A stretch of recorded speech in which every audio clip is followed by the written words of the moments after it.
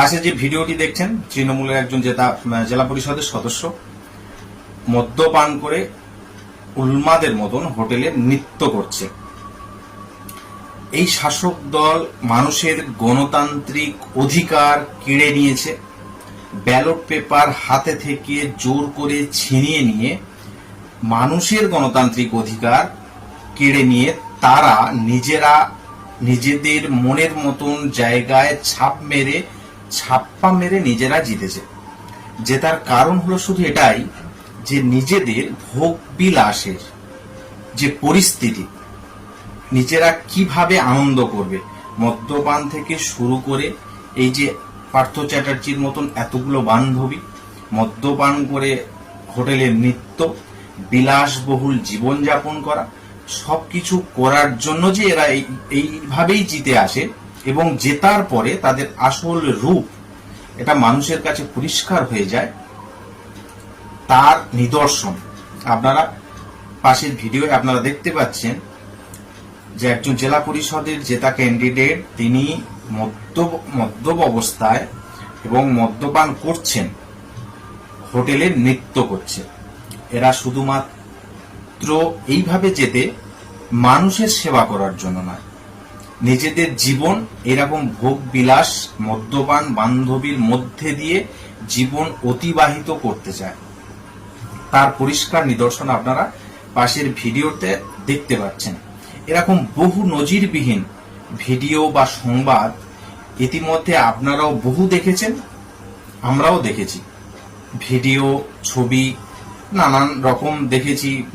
এইরকম অসামাজিক কার্যকলাপের সঙ্গে এই শাসক দলের নেতা নেত্রীরা যে লিপ্ত থাকে এবং ওতপ্রোতভাবে জড়িত, সেটা বলার অপেক্ষা রাখে না।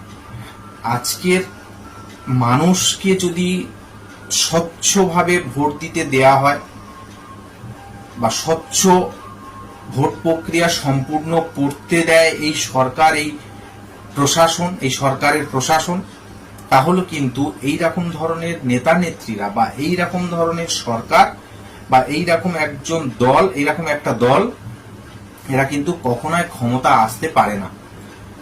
কিন্তু মানুষের গণতান্ত্রিক অধিকার নিজেরা ব্যালট পেপার কেড়ে নিয়ে নিজেদের জেতানোর স্বার্থে তারা শুধুমাত্র নিজেদের সিম্বলে ভোট দিয়ে নিজেরা জিতে আসে এবং মানুষের পাশে থাকার যে প্রতিশ্রুতি এরা দেয়, মানুষের পাশে থাকার কোনো ন্যূনতম দায়িত্ববোধ এদের মধ্যে নেই।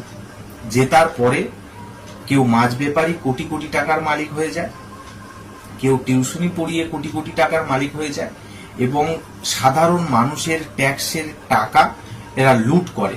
কেন্দ্র থেকে 100 দিনের কাজের টাকা লুট করে।